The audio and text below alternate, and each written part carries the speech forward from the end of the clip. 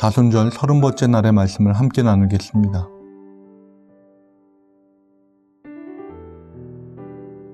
마가복음 11장 7절로 11절의 말씀을 쉬운 성경으로 읽어드리겠습니다. 제자들이 예수님께 나귀 새끼를 끌고 왔습니다.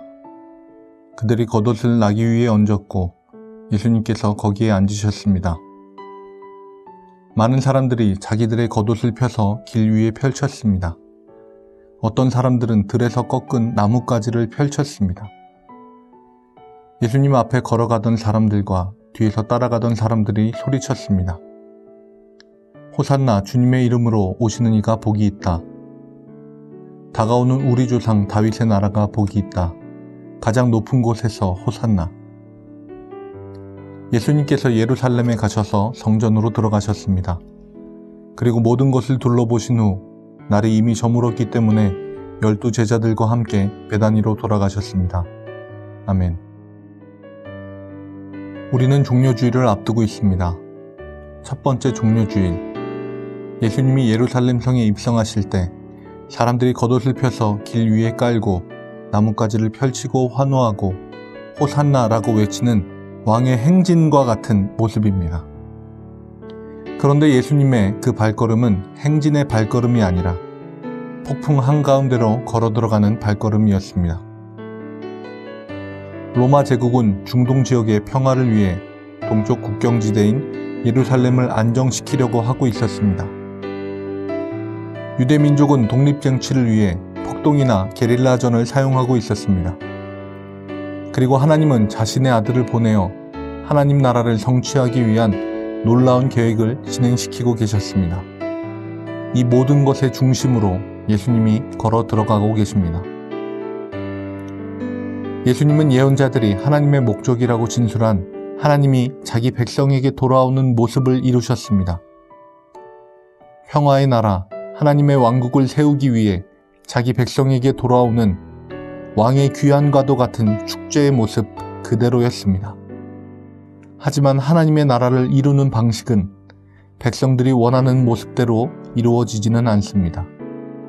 하나님의 평화의 왕국은 로마를 비롯한 모든 이방 나라들의 정면으로 맞서지만 또한 자기의 이익만을 챙기는 타락한 지도자들이 다스리는 이스라엘과도 맞서게 됩니다.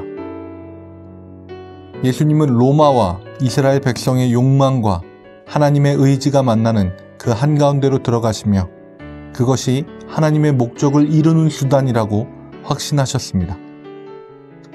예수님의 입성 당시 사람들이 외치는 그 외침 속에 그들의 욕망이 그대로 드러나 있습니다. 다윗의 나라. 이스라엘이 정말로 강대했고 주변의 나라를 압도하며 가장 광활한 영토를 차지했던 때 그 모습이 그들이 원하는 모습이었습니다. 그것은 제자들도 다르지 않았습니다.